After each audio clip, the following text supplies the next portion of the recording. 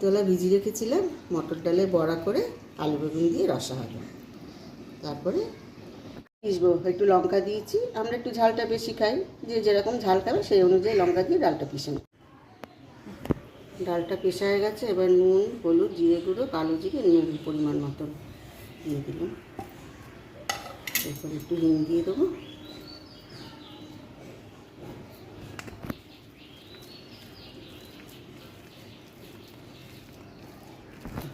মাখানো হয়ে গেছে, এবার গ্যাস ধরিয়ে তেল দেবো, তারপর আবার আপনাকে দেখ।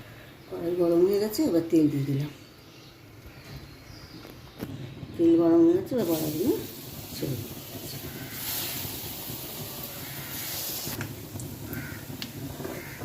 বড়াটা ভাজা হয়ে গেছে, এবার তুলে নিচ্ছি।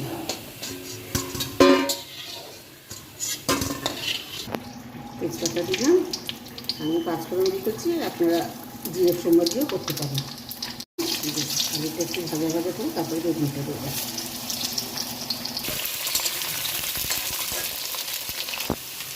আলুটা ভাজা হয়ে গেছে, এবার বেগুনটা দিয়ে দিলাম।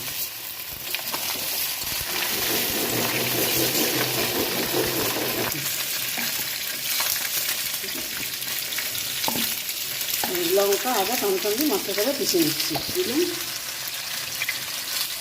লঙ্কাগুলো, বলো লঙ্কাগুলো, জিরেগুলো, ধনেগুলো, হলুদ একসাথে দিয়ে দিলাম। কাঁচা মশলাটা একটু পরে দিচ্ছি, মশলাটা দিয়ে দিলাম।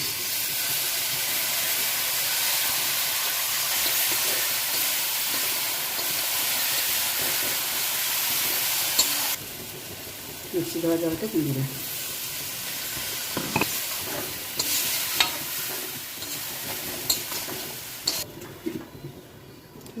জলটা দিয়ে দিলাম।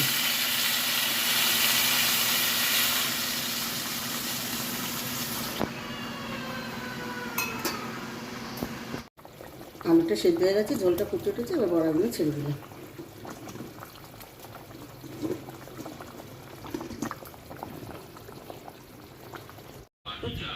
তরকারিটা হয়ে গেছে, এবার নামিয়ে দিলাম।